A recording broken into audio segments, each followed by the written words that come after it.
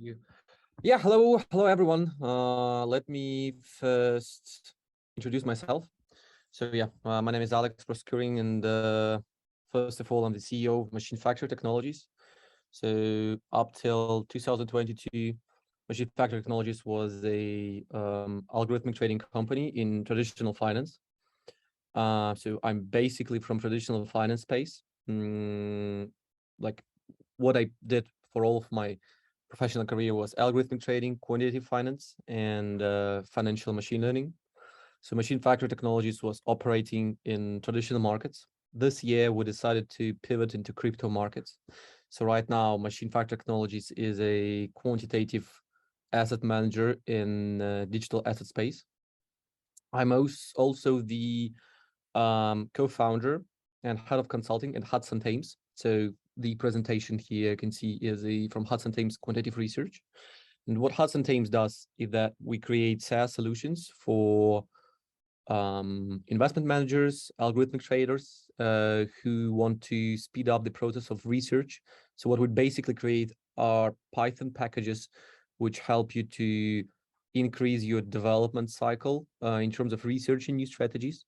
And we also do consulting and like outsource our staff development for our clients to help them grow faster, build better solutions. We build various IT systems, execution systems, risk management, and various analytical dashboards for them. So today we are going to talk about meta labeling technique. And actually, that's the technique which, that's which has been written by my co-founder, Jacques Joubert, at Hudson Thames. And this paper was accepted and published in the Journal of Financial Data Science this year. We have also submitted another paper which extends this concept like maybe a month ago to Journal of Financial Data Science, which has been accepted in 1 day, which is one of the fastest way to be accepted, because on average it takes like 3 to 6 months to be accepted in Journal of Financial Data Science. I personally also have been accepted to this. I would say like that's probably the best journal which is related to machine learning in finance. So that's why it's called Journal of Financial Data Science in the world. I personally was once accepted by this journal and decided to write another article this year, and I was rejected for a but there is a very, very strong, I would say, process of filtering those papers, and those papers are really thoroughly read and analyzed by the editing committee. So everyone who's into finance knows such names as Frank Fabozzi, Joseph Simonian, and Marcos Lopez de Prado. So those are the editors of this journal. So I mean, it is very difficult to sell something not applicable or wrong to these kind of people. So when I was rejected, my co-author said that the feedback which we have received from for the rejection was so arguments were so clear, and the feedback was huge why it is not accepted, that we were absolutely okay with that, because we can really see that the person got into the paper. But never mind, today we'll be talking about the paper which has been accepted, a remarkable work by Jacques Joubert. And first of all, meta labeling was introduced as the financial machine learning technique by Marcos Lopez de Prado. So if you Google this name, you can see what this person is. So right now he's the chief investment officer in Abu Dhabi Investment Authority, which is right now one of the biggest projects in quantitative finance, because Abu Dhabi Investment Authority is aiming to, because they have a huge amount of assets under management, and they are aiming to use algorithms. So have a plan, like a 10-year plan, to build a research lab so that their sovereign fund is managed by algorithms. And they have hired Marcos Lopez de Prado to build this huge project. And like whenever they make a new hiring, it is straight into Bloomberg News, because it's such a big project. Everyone like is taking a look at, and they're building like a lab of world widely known researchers, engineers, etc. So like it is like a truly big project. And I would say that I'm quite honored that our team lead, Hudson Thames, has been hunted to Abu Dhabi Investment Authority. So Marcos Lopez de Prado is well familiar of Hudson Thames. And of course, we are well familiar of his like frameworks and like things which he develops. So that's why like I would like to say that meta labeling is Marcos Lopez de Prado concept, which has been just extended in Jacques Joubert's paper. So let's talk about the problem of non-stationarity in financial markets. So there is a fundamentally big problem in financial markets, which we don't face in classical machine learning. So the first is a problem of a non-stationarity, meaning that the distribution of values of, let's say, stock prices, they change in time. So like they're not static. And as a result, your mean, variance, and covariance, they also change over time. So you need to somehow deal with that when you deal with financial machine learning models, which makes it very complex. So on the one hand, it is time series data, but on the other hand, it is definitely non-stationary time series data. I need to deal with it somehow. And markets are evolving. You face alpha decay and lots of huge problems. And non-stationarity is the root of all of these problems for us. So as a result of that, the underlying data generating process is changing through time. So you can definitely say that markets at 2008 are so different to markets right now. And there are a number of statistical tests which show that during time we moved from pits trading to numerical trading. We have high frequency trading coming in, etc. So like markets are evolving like a creature in time, and we need to evolve with them, otherwise we will not be profitable. And that's a problem why so many traditional finance techniques fail in finance, because they assume that the data is generated by the independent and identically distributed processes. So like there are so many machine learning models which assume that, which is completely not true in finance. So that's why there are so many people who say that financial machine learning does not work. And I would say that in 95% of time, it really does not work. So like traditional statistics techniques yield much better results. They're much more stable than like a straightforward way to apply machine learning. So that's why in finance space, you need to apply some specific techniques to take into account these three very important points, and even more, because otherwise you won't succeed. And tell the truth, meta labeling is one of them. So let's take a look at the problem of non-stationarity. So on the right-hand side, you can see the plot of daily percent changes in, I think it is S&P 500. And you can definitely see that markets really evolve during time. They have this problems of regimes. Sometimes you have the trending regime. Sometimes you may have mean reverting type of market nature. You have a so-called problem of volatility clustering. You have recessions, you have spikes. Right now we're in recession. 2 years ago, or like let's say 3 years ago, in 2018, markets looked extremely strong, etc. We used to have, I don't remember, like before that we had like a open outcry type of markets, but then we switched to electronic quotes trading. like have HFTs coming in, which changed completely the landscape of exchanges and the way trading is done. We may have multiple exchanges. We may have dark pools of liquidity. So we definitely need to say that markets are evolving over time, and we need to deal something with that. So regimes, like everyone who deals with algorithmic trading and traditional finance and trading finance space, they would say that regime change, like this, like the word regime, is so frequently faced and used by algorithmic traders. So there is a remarkable book I can really advise everyone who wants to dig into financial machine learning space. Start with this book, which is called Advances in Financial Machine Learning, written by Marcos Lopez de Prado. It is quite a complex, quite like advanced book. So it's not an easy read, but I would say it's worth it. And actually, the concept of meta labeling is introduced in this book. So what is meta labeling from a overview?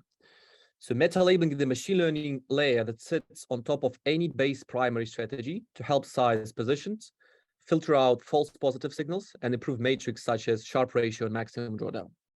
So we'll get soon, we'll later basically decompose this sentence into blocks and discuss each of them. But basically, meta labeling is a filtering technique.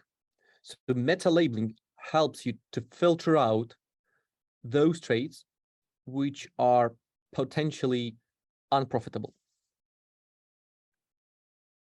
But before that, for those who do machine learning, they definitely know that if you do machine learning and don't know the classification matrix, I have bad news for you. But let's just briefly discuss the most widely used matrix in machine learning and what do they mean. So it is all about, this concept of true positives and false positives. So just a quick recap is that when you try to predict let's say whether a person has COVID or not. So has COVID means 1 and 0 means that a person does not have COVID at all.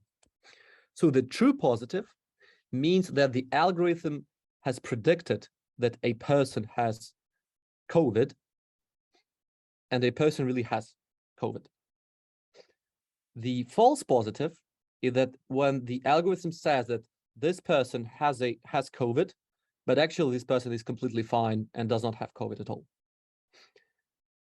True negative means that a person does not have COVID and person is really healthy and fine, etc. And vice versa, false negative means that a person does not have COVID, but actually person is ill with a COVID. So extending this concept, we introduce the concepts of precision and recall. So let's say that we have 100 people in our group. Some of them are ill, they have COVID, let's say. Some of them don't. So the precision is, so when our algorithm makes predictions regarding the whether a person is ill with COVID or not. So out of those predictions where the algorithm has said that a person has COVID, what is the percentage of those which were really true? While recall is a somewhat different way to approach this problem, meaning that out of all available people in a room who have COVID, how many of them were identified? So that's basically two matrices, which is precision and recall, and we'll play around with them and also introduce the matrix as F1 score, which is a harmonic mean between precision and recall, which is quite a good proxy to your classification accuracy, take into account that your classes may be quite imbalanced. So now we'll go into deep like trading thing, and we will take a look at how precision and recall impacts our strategy P&L. So for those people who trade in financial markets, and especially for those people who trade financial markets in high frequency space, meaning that they make lots of trades, you can hear from them that sometimes the accuracy of their model can be slightly more than like 51%, but they still manage to achieve remarkable results. So like the first thing which we will talk today is what will be the impact on the Sharpe ratio by increasing the precision at the cost of reducing number of trades.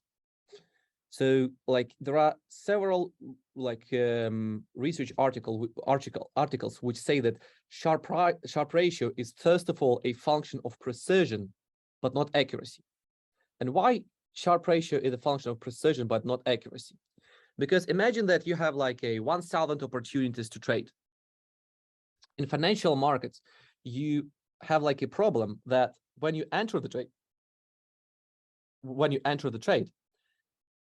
you need to pay transaction costs on entry and exit. So in order to enter the position and exit the position, you don't have a cost of doing nothing, you know, like because you don't pay to your broker if you don't enter any positions in one day, right? So I mean, it's not a common practice.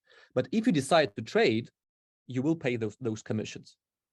So that's why you need to be extremely precise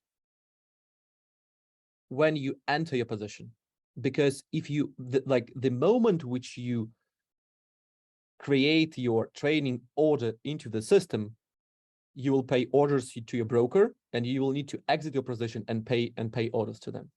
So that's why in financial systems, precision is a metric which traders try to maximize, because they don't really care so much about them losing some potentially traded opportunities, but they care a lot about those trades where they have made actions, they have entered the position, but as a result of that, they have either lost money or nothing happened and they just paid the commission to the broker, because in the end, they will also like end up with negative result.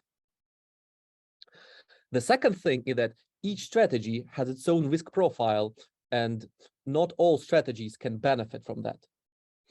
So what does it mean? If you take a look at the plot on the left-hand side, you can see here, on the x-axis, you have your precision with a base value of 0.5, which is just a usually random guess if your classes are balanced. And each line corresponds to a number of trades, let's say per some period of time, let's say a month. I don't really remember how this experiment has been conducted. And as you can see here, is that if you don't have that many of trades, let's say 25, which is this black line, you can see that your when you increase your precision, your Sharpe ratio coefficient increases in some sort of manner. For those who don't know, Sharpe ratio coefficient is a way to evaluate strategies performance by finding the average return and dividing it by the standard deviation of returns generated by the strategy. So we can see here that everything below 0.5 will of course make your Sharpe negative, because on average you do not guess the direction of the market, and your trades will on average generate negative return. Everything which is more than 50 will create a positive Sharpe ratio for you. But we can see that when we increase number of trades, even a small and marginal increase in your precision leads to a huge increase in Sharpe ratio. So that's why many high frequency traders like even when they manage to increase their precision by 1%, which is so, like which means nothing for people from traditional machine learning. Like usually in traditional machine learning, you will boast around increasing your precision from 52 or like 53 to 70 or 80 or 60, which is almost impossible in finance. But if you, for example, on 100 trades, let's say per day, manage to increase your Sharpe ratio from let's say 0.52 to 0.56, you can see almost like 2.5 or like 2 times increase in your Sharpe ratio. So that's why the more you trade, the more you should be obsessed with your precision. So that's why the technique of meta labeling is so efficient for those who trade a lot. And Marcos Lopez de Prado, actually, like these experiments, they are mostly numerical. He has found a analytical formula which basically links your Sharpe, which basically shows your Sharpe ratio as a function of your average positive profit, your average negative profit, and your precision. So now let's discuss what is a meta labeling model.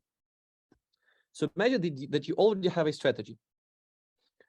Let's say that you have a strategy which trades, let's say, Bitcoin. And you have found a way to predict somehow the trend of Bitcoin for the next 5 minutes. Let's say that you use some simple model, I don't know, some simple moving averages or some technical indicators, which only tell you whether the Bitcoin should go in like up or down. That's your primary model. Your primary model can be some simple rule, some technical indicator, or it can be a very complex machine learning model. We don't really care about that and won't discuss it. And let's say that your primary model is something very, very, very simple. So your initial primary model generates a input of -1 and 1. And you have, as a result, like historically, you can evaluate the performance of your primary model. Like, for example, on every daily bar of Bitcoin which has been generated, we predict whether Bitcoin will go up or down, and we either like take long position Bitcoin or short position Bitcoin. So like we can backtest this quite simple strategy. So that's called a recall check in our case. But now let's introduce the meta labeling. The meta labeling is the secondary model. So the only purpose of your meta labeling is to either accept the signal or reject it.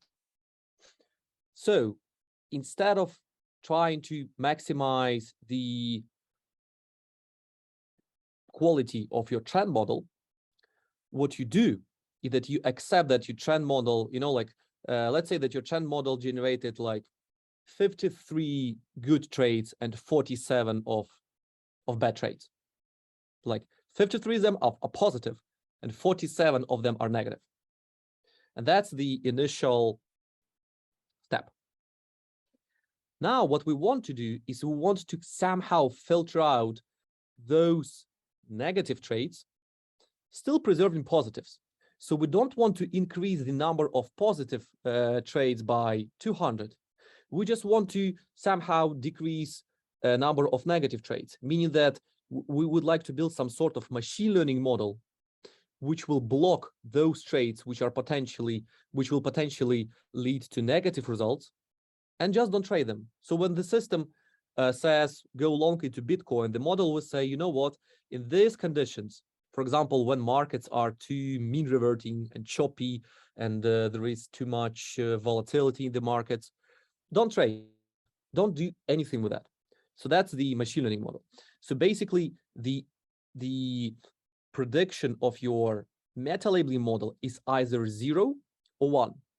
meaning that 0 accepts your initial bet, meaning that 1, we accept the prediction of our primary model, meaning that the primary model says, I want to go long, and we say, yes, you should do this. And 0 means that we don't accept the prediction of our primary model, and we say, not today. We won't accept your prediction. Wait for another one, because right now the conditions don't look good. If we try to come up with a real world example, and what meta labeling model does, that there is a quite interesting fact that many psychologists tell that when you raise your kids and when they become a little bit more mature, like 13, 14 years old, it is much better if you don't explicitly buy clothes to them when you go to the shop. You don't say you will wear these, and this. Instead of that, you tell them, hey, you have $100 and you can come to me and show me what you want to buy. So you have complete responsibility on choosing what you would like to wear. And I will either say that I either accept this bid from you or not. So you give some sort of choice to a child, and some you try to embrace responsibility for them on the early stages, and make their own choice of what they would like to wear next season. So if we make a parallel to the meta labeling model, so a child is our primary model. So the primary model says whether we should go long or short, but the meta labeling model is a parent who this model either accepts the initial prediction or says, no, come up with another one prediction. We won't accept this prediction today because of some sort of features. It doesn't really matter. So that's what the primary, so basically what the meta labeling model does, it increases your precision by decreasing your recall, because precision is something which we really think of in financial markets. So the beauty of the paper, which was written by Jacques Joubert, is that instead of trying to apply this whole concept to traditional financial markets, he applied it to a synthetic process.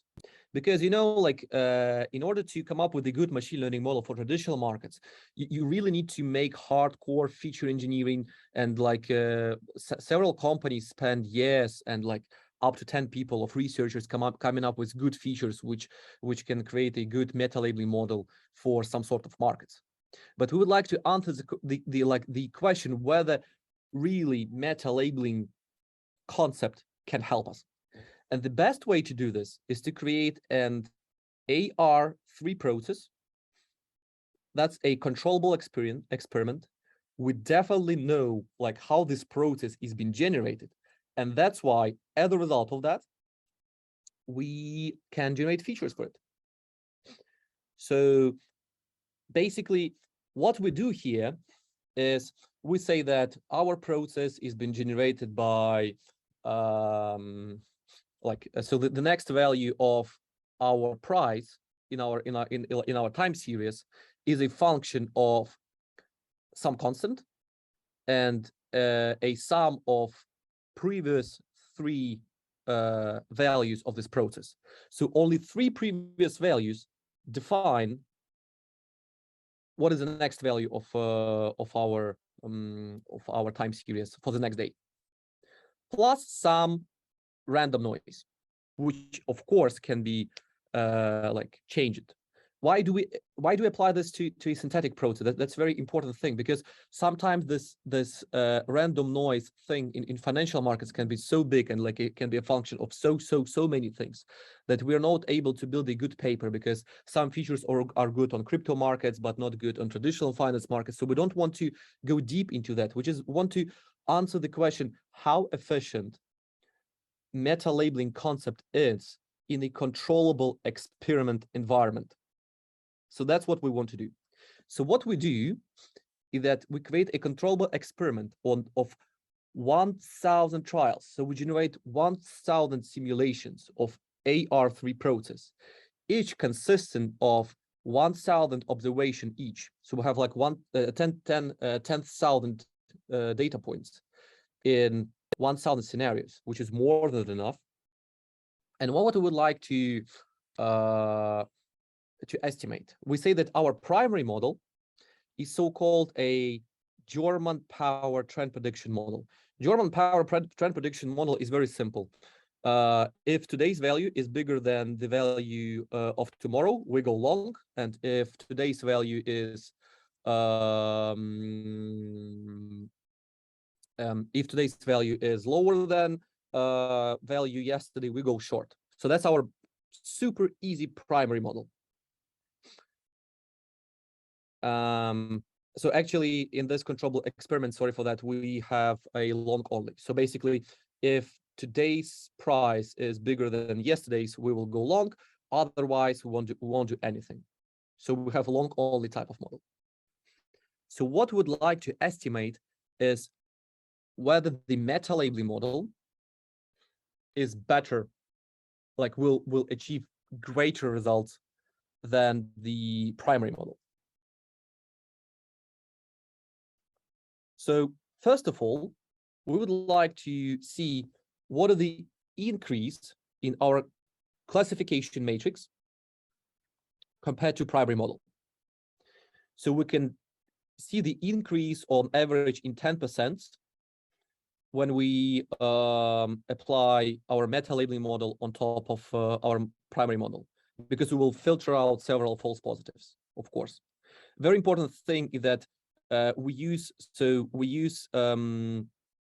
previous, like the current value of the price and 2 previous days values of price in our meta labeling models as features, because we know that they are informative, but they are designed, because nothing in this process defines the price of the next value than these 3 variables. So today's value, yesterday's, and the day before, the 3 legs are predictive features for the next day's price by design, because that's how AR3 process is designed. So what we can see is that we have increase in precision, but massive decrease in recall. Of course, because the recall of the primary model is 100, because from classification standpoint, primary model predicts 1 on every data point.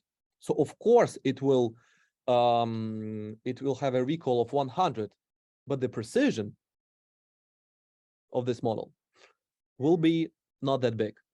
So by applying meta labeling, we decrease the recall but increase the precision.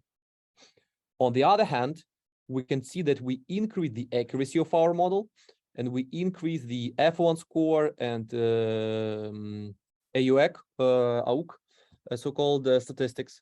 So we can see that the meta labeling model increases almost every classification matrix, except for the recall, because actually meta labeling model cannot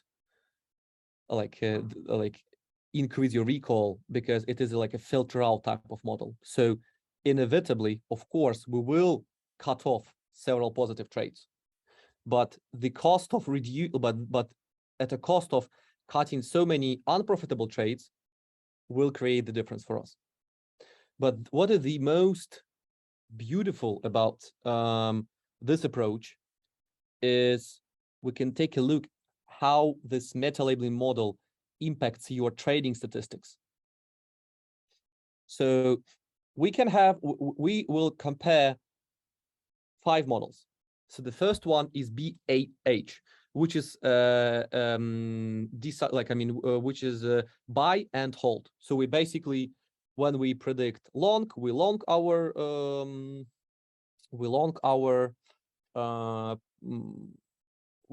we take a long position in our asset. When it's not long, we don't do anything. So, oh, sorry, actually, buy and hold is just we always have a long position in our asset, which is generated by AR3 process. So at the day one, we just entered the position and don't do anything till the end of the experiment. The primary model enters into long position only when there is prediction for that. We compare today's value to the value before, and we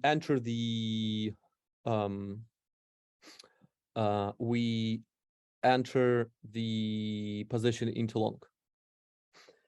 The meta info is what we do is that we will filter out all those will filter out completely those labels which had predictions of 0, so that they should be blocked. But if they are not blocked, we will use and enter the position. Meta FP is a model which basically tells you that I will enter the position only the prediction if the prediction is 1 and the prediction is greater than some threshold. So like by default, your your threshold for the class 1 is bigger than 0.5. But what this model said that I will only enter the position if the prediction is bigger than, let's say, like 0.5 or 0.6. So we'll enter the position if not only we predict that 1 is a label that we should enter the position, but also the confidence of model is very big.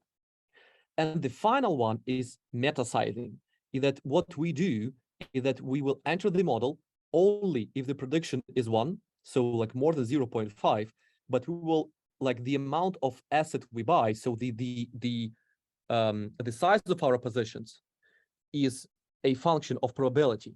So if the model is very confident, we will put almost all of our capital into the model. But if the model is somewhat like 0.5, 0.51, we will put less capital into our model, but still put it. So we can really see that there is a very beautiful like box plot here that our Sharpe ratio really increases with our meta labeling model. So despite the fact that we have filtered out several potentially profitable trades, we don't really think about that because we were able to filter out so many bad trades in order to generate profits. We can really see that the risk of our strategy has also decreased significantly. So we can see with the meta sizing model, we really like our maximum drawdown statistic, which is like a very good proxy to your risks, has like a very, like the variance of this risk is very small. So like it generates quite stable equity curves, and it has the least maximum drawdown among all of them. We can see that our return on average increases with meta sizing return being like slightly less than just meta labeling with a fixed threshold, but it comes at a cost of reducing your risk significantly. So the final Sharpe ratio is bigger than the meta threshold. And we can really see that the standard deviation is so low for the meta labeling type of models. So in every statistic which traditional asset manager is interested at, we can see like a very cool increase by applying this meta labeling model. So what this model tells us is that we get the information advantage from the secondary model. We can actually go further to build like some meta model architectures to take into account the concepts which has been described. And there is very important thing that sometimes there are so many features, and if we even talk about technical indicators, there are so many technical indicators which serve as a perfect features for meta labeling model rather than for primary model. So, you know, like if you take a look, if you talk to many like traders who just trade manually, they would say that, yeah, we use some some technical indicators to detect trend, but will only enter the position if, let's say, ADX or trendiness indicator or some on-balance volume indicator like says that, yeah, you should trade that. So that's exactly the features for your meta labeling model. So like that's how they like where they can be used. So they have zero value in trend detection, but they have so much value in approving and submitting your point on financial markets. So that's it for today, actually. If you may have any questions, we can discuss them.